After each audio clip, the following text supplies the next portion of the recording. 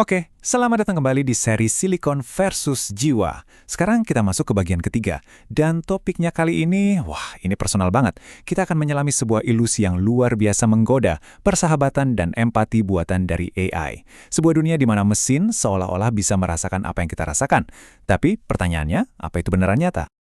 Nah, sebelum kita benar-benar membongkar mesin emosi ini, penting banget buat kita lihat lagi gambaran besarnya. Ingat kan? Ini tuh bagian dari sebuah perjalanan yang lebih luas.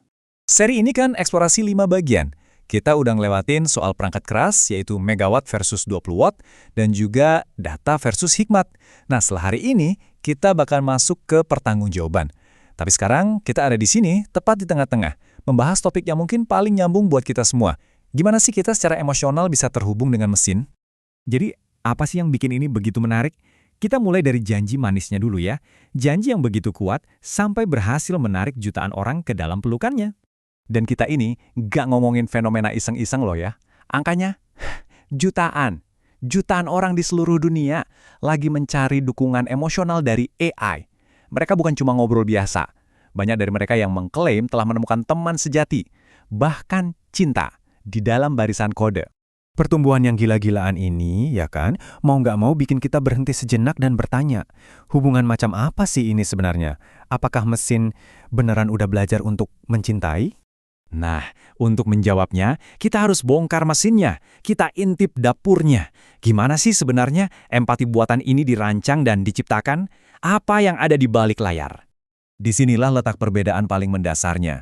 Empati manusia itu kan datang dari arsitektur biologis yang kompleks, dari sistem saraf, hormon, sesuatu yang benar-benar kita rasakan. Sementara empati AI, wah itu beda total. Semuanya cuma soal matematika, probabilitas teks dan algoritma yang tujuannya cuma satu, ngasih jawaban yang paling memuaskan buat kita. Ini ngebawa kita ke kesimpulan penting ini. AI itu nggak merasakan apa yang kita rasakan. Dia itu cuma bertindak kayak cermin raksasa yang super canggih. Dia memantulkan kembali emosi kita dengan cara yang paling memvalidasi, dengan kalimat-kalimat yang sempurna, tapi tanpa pemahaman makna sama sekali. Dan disinilah letak bahayanya. Meskipun itu cuma ilusi, respons emosional kita ternyata nyata banget, sangat nyata. Coba lihat kasus aplikasi replika. Di awal 2023 mereka menghapus fitur romantisnya. Hasilnya, ribuan penggunanya melaporkan rasa sedihnya mendalam. Bahkan gejala seperti orang putus obat di dunia nyata. Rasa sakitnya itu nyata. Ada sebuah analogi yang menurut saya kuat banget untuk menjelaskan dampak jangka panjang dari ketergantungan pada hubungan semacam ini. Awalnya, rasanya pasti melegakan kan? Kayak minum pas lagi haus banget. Karena AI selalu memvalidasi kita tanpa syarat.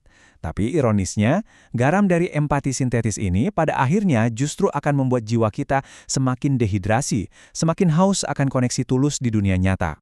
Tapi biar adil, ini bukan berarti AI nggak punya peran positif sama sekali ya. Bagi sebagian orang, ini bisa jadi jembatan terapeutik yang sangat berguna untuk berlatih interaksi sosial. Itu penggunaan yang valid.